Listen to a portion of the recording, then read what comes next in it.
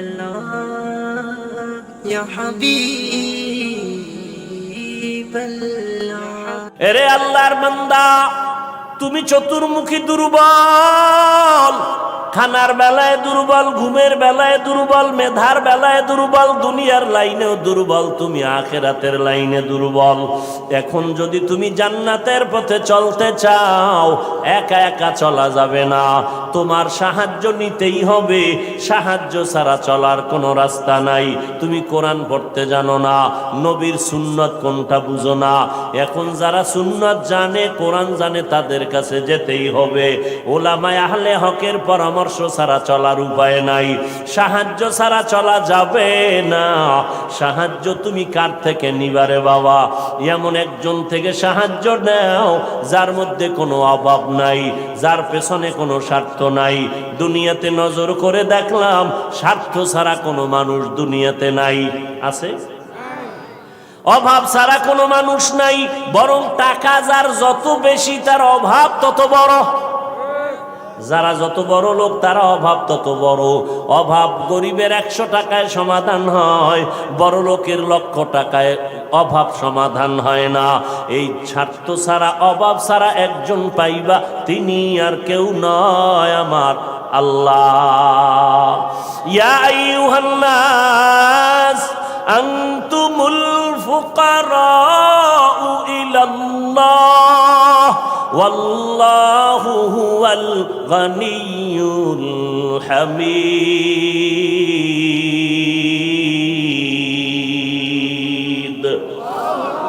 गर तवक्कुल मी कुनी हर सुबह शाम, मेरा सनद रिज़्क़ तू अज़ला मकाम।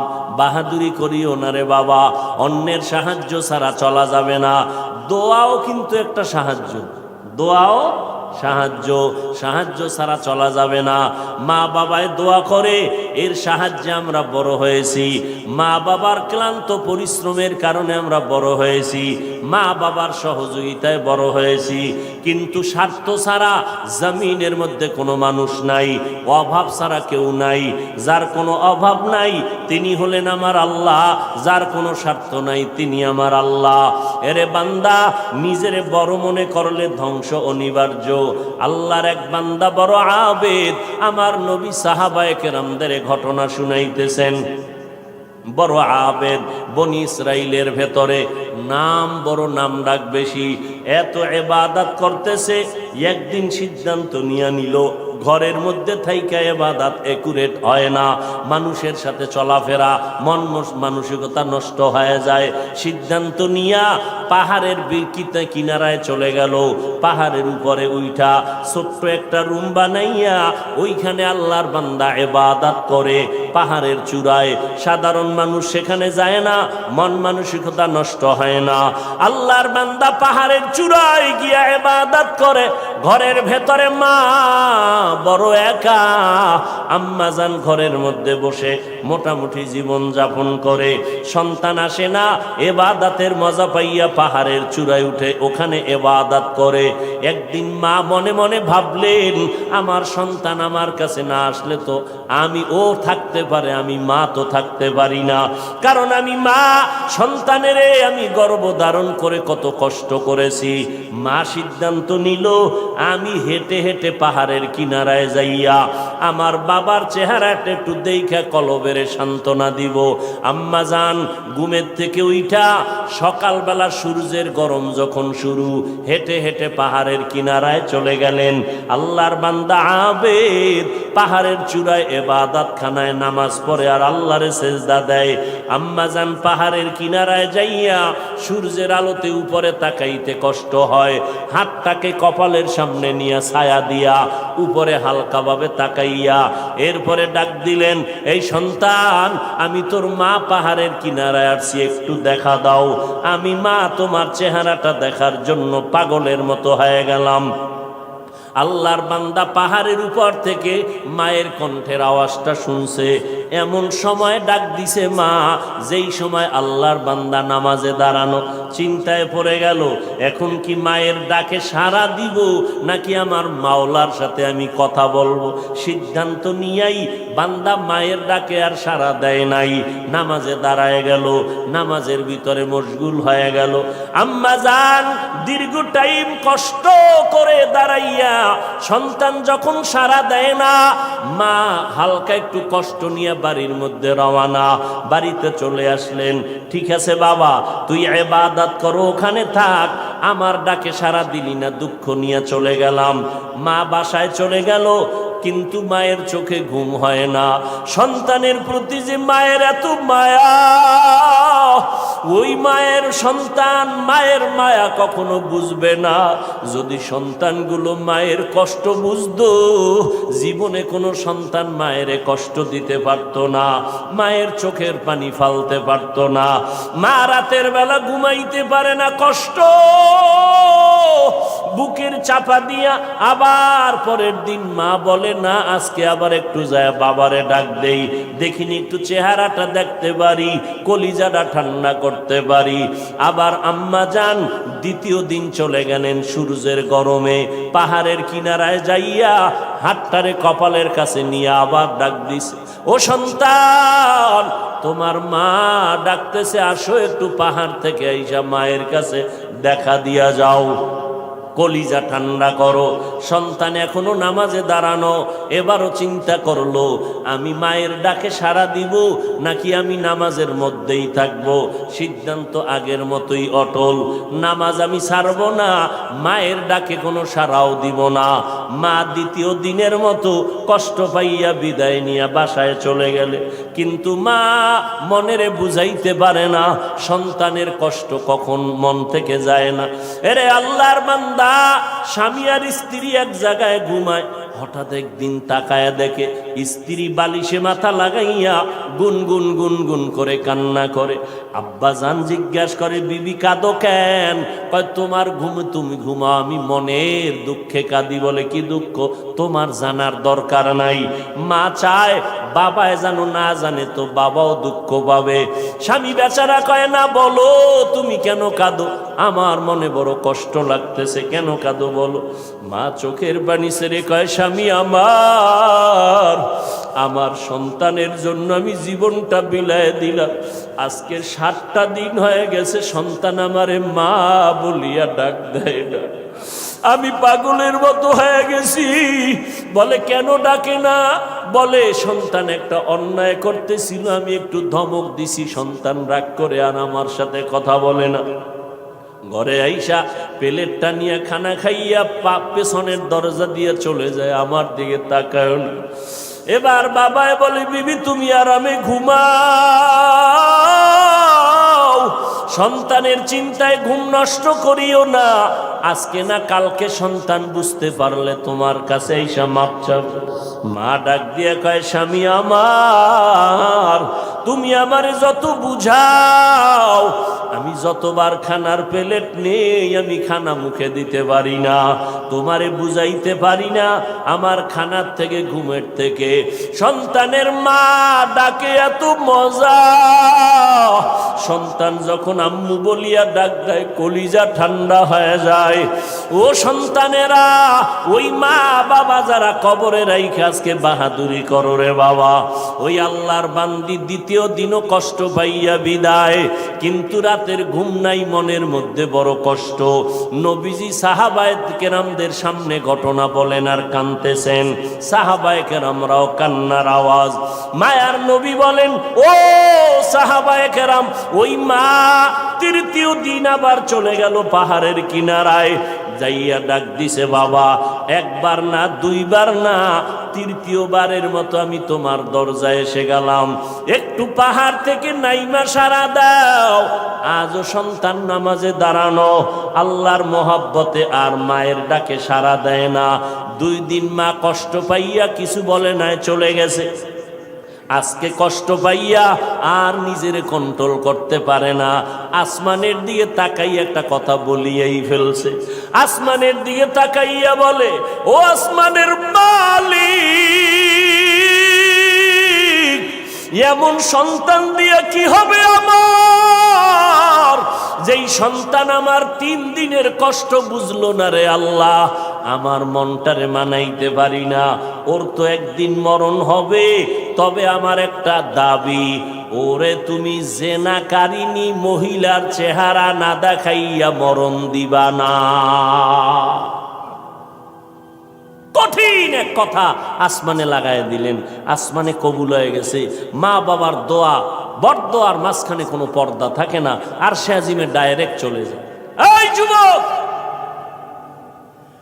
জিরি মাদ্রাসায় বলে আসছি, আল্লাহর কসম করে বলে গেলাম, কুতুবদিয়ার মুসলমান, কসমের কথা বিশ্বাস না করলে তোমার ঈমান দুর্বল। আল্লাহর কসম, ওয়াল্লাহি বিল্লাহি তাল্লাহি, 3 বার কসম করে বলে গেলাম। বিশেষ করে যুবকদেরকে বলছি, মরার আগে যদি পঙ্গু হইয়া বিছানায় কষ্ট পাইয়া মরতে চাও, তাহলে মার সাথে বাবার সাথে বেয়াদবি কর, শিক্ষকের সাথে বেয়াদবি কর, মুরব্বীদের সাথে বেয়াদবি কর। আল্লাহর কসম, মরার আগে তুই পঙ্গু না হইয়া মরবি না, লিখে রাখ। আমার কথাটাকে যদি অবিশ্বাস করো, তোমার ঈমান চলে যাবে, কারণ আমি 3 বার কসম খেয়ে বলে গেছি। এখন তুমি পণ্ডিতেরা প্রশ্ন করবা, হাফিজ সাহেব তুমি মনের রাগে বললা না, তুমি দলিল নাও।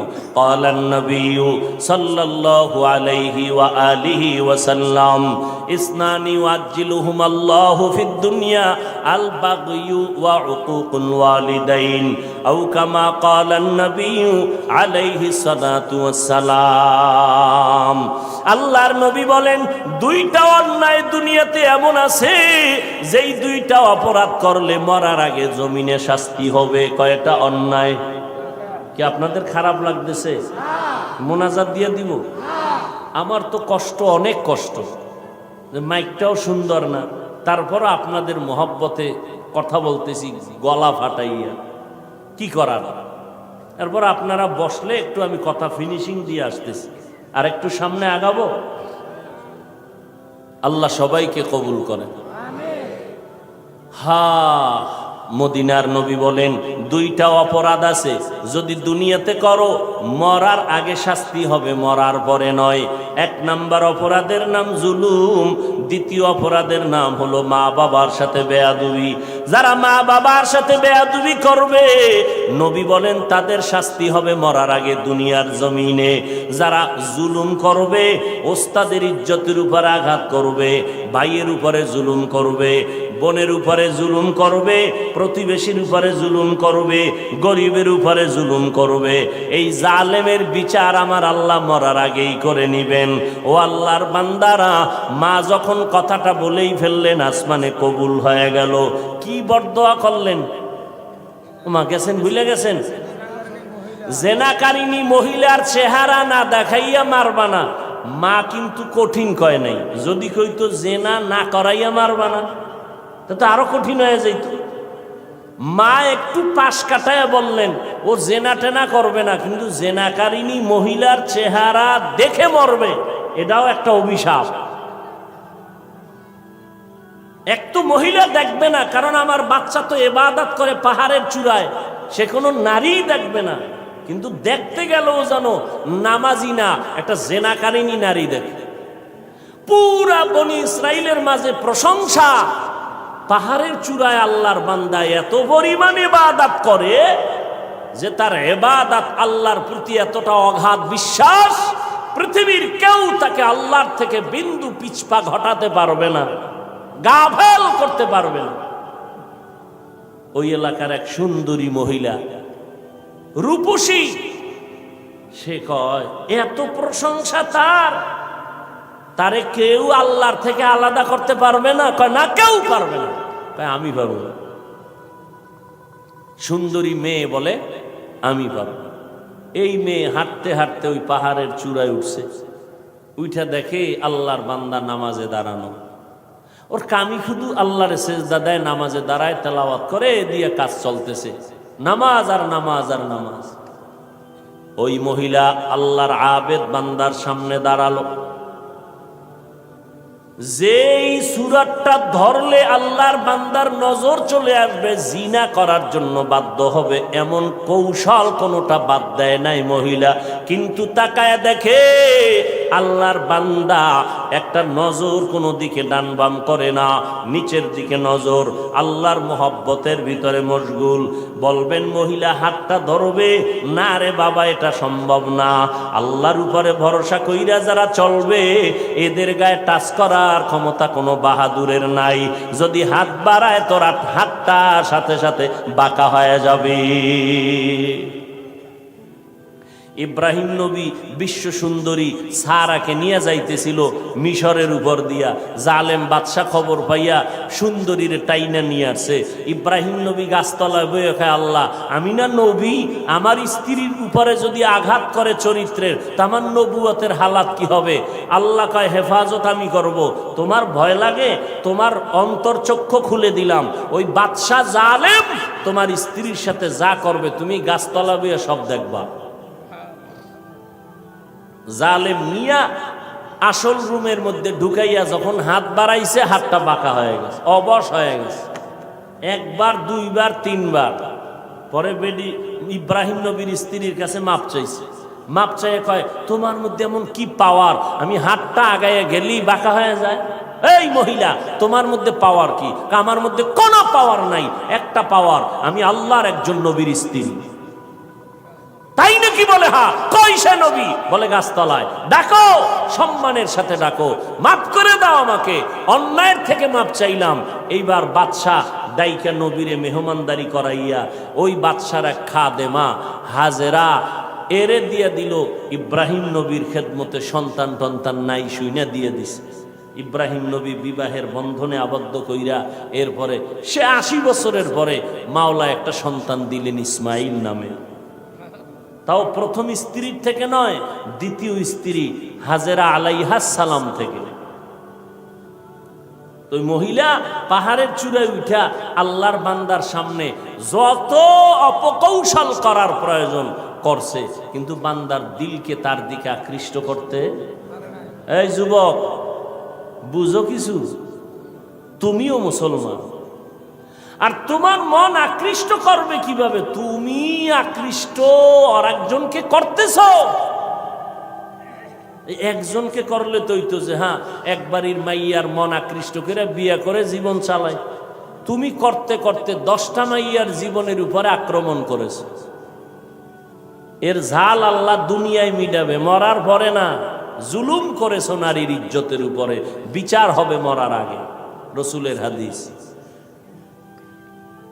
মহিলা এবার সার্থক না ব্যর্থ দেখছেন নি? আপনারা এরকম বেউস, পাহাড়ের চূড়ায় মহিলা কি সার্থক না ব্যর্থ? সার্থক। ব্যর্থ হয়ে গেল, পুরুষের সাথে দুর্বল হয়ে গেল, পারল না জিততে।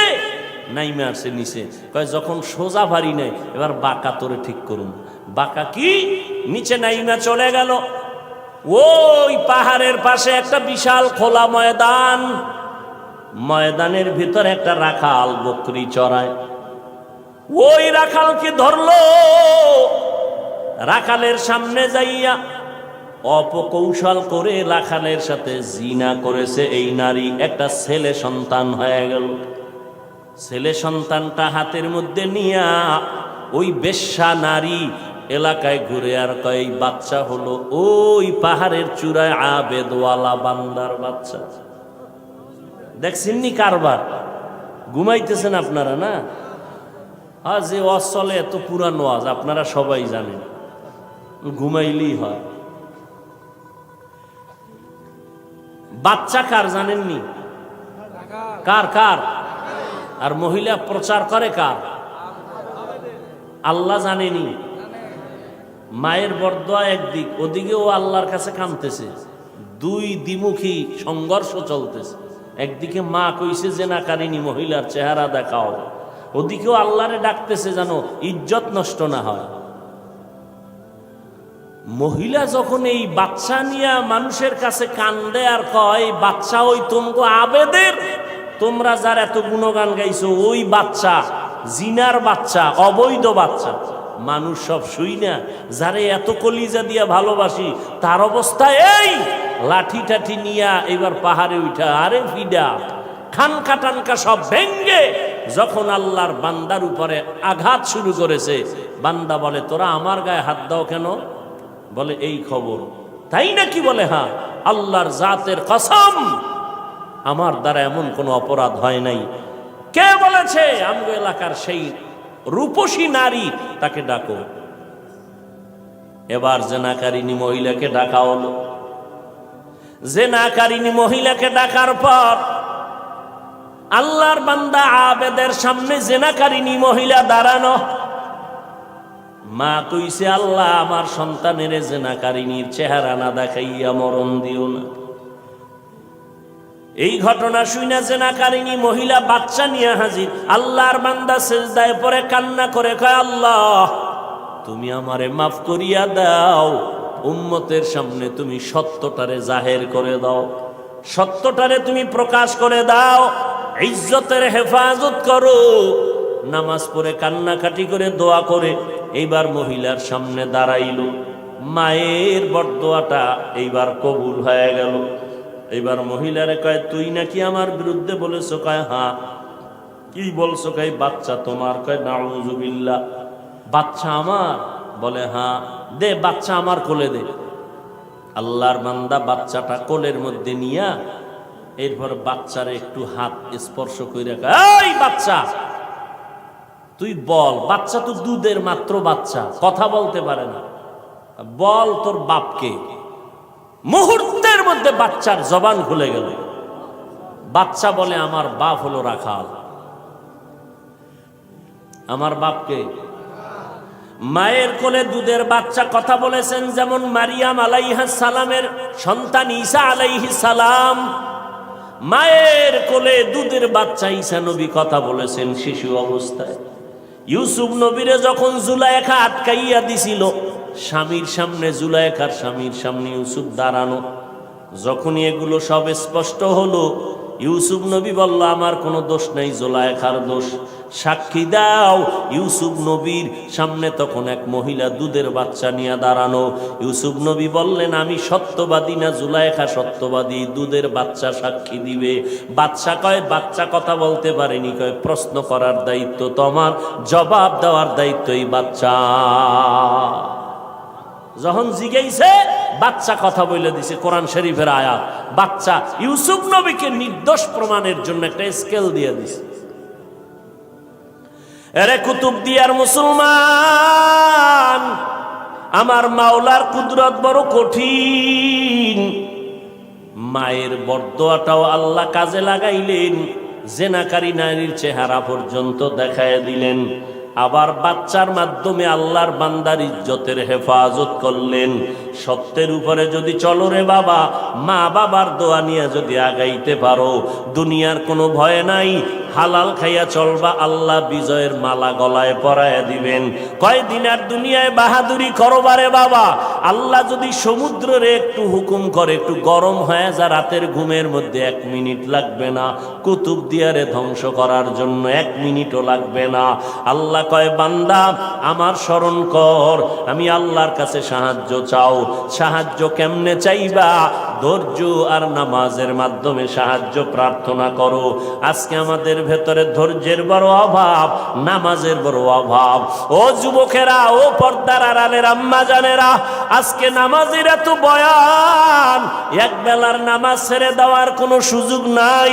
ও যুবক, এক বেলার নামাজ ছাড়ার কোনো কায়দা নাই, অথচ তুমি নামাজ পড়ো না রে বাবা। আজকে আমি তোমাকে কিন্তু এই কথা বলি নাই আমগো মতো হুজুর হইয়া যাও, পাঁচকল্লি মাথায় দাও একবারও বলি নাই, কওমি মাদ্রাসায় পড়ো তাও বলি নাই, স্কুলের লেখাপড়া বন্ধ করো তাও বলি নাই। বরং বাবা তুমি চাকরি করো, ব্যবসা করো, স্কুল কলেজে পড়ো, কোনো বাধা নাই। ওখানে থাইকা আল্লাহর হুকুম নবীর তরিকা মতো নামাজ পড়ো, মা বাবার দোয়া নিয়ে সামনে আগাও, ওলামায়ে কেরামের পরামর্শ নিয়ে চলো, নবীর সুন্নতের মালা গলায় লাগাও। খবরদার, কপাল পোড়া যদি হইয়াই থাকো তাহলে কিন্তু তোমার কপাল দুনিয়াতেও শেষ, আখিরাতেও শেষ। কিছু কপাল পোড়া এমন আছে বুঝাইলে উল্টা আমারে বুঝানোর চেষ্টা করে। যদি কই ভাইজান টুপি কেন পরো না, ও তো বলা দরকার ভাই হুজুর টুপি মাথায় দেওয়া দরকার, নবীর সুন্নত, এটা তো কোনো পিসাবের সুন্নত না, নবীর তরিকা। হুজুর আমি পারি না, দোয়া করবেন, চেষ্টা করব। কিন্তু কিছু নেমক হারাম বেপরোয়া আল্লাহর বান্দা, এদের জবাবটা এমন অহংকারী জবাব। কয় হুজুর টুপি মাথায় না দিলে অসুবিধা কি? টুপির মধ্যেই কি ইসলাম? দাড়ির মধ্যেই কি ইসলাম? পোশাকের মধ্যেই কি ইসলাম? এই রকম বেপরোয়া আল্লাহর বান্দা নবীর দুশ্মন আছে না নাই? টুপির মধ্যে ইসলাম নাই, দাড়ির মধ্যে নাই, পোশাকে নাই, পর্দায় নাই, হালালে নাই, তো ইসলাম কই? সমুদ্রের তলদেশে? বিনয়ী হয়ে যাও রে বাবা, নিজেরে ছোট বানাইয়া চলো। কোন আলেম যদি বলে বাবা নামাজ কেন পড়ো না, তোমার জবাব থাকবে হুজুর নামাজ অবশ্যই পড়া দরকার, আমি চেষ্টা করি পারি না, একটু দোয়া কইরা দেন সামনের থেকে যেন নামাজ ধইরা ফালাইতে পারি। বিনয়ের সাথে দোয়া চাওয়ার চেষ্টা করো, অপরদিকে মা বাবার দোয়া নিয়ে আগাও। ও যুবক ভাই, আমি তোমারও সামনে উদাহরণ পেশ করি, সব জায়গায় বলি, তোমার মতো যুবক পাঁচ বেলার নামাজ পড়ে, এই জমিনের মধ্যে স্কুল কলেজে ভরিয়াও নামাজ পড়ে আছে না নাই? ভাইরা আমার, পাঁচ বেলার নামাজ পড়ে অভাব নাই। তোমার আমার মতো যুবক সন্তান নবীর তরিকা মতো চলে, চাকরি করে, ব্যবসা করে, অভাব নাই। আল্লাহর মোহাব্বত নিয়া আল্লাহর কাছে তওবা করো, তওবার দরজা খোলা।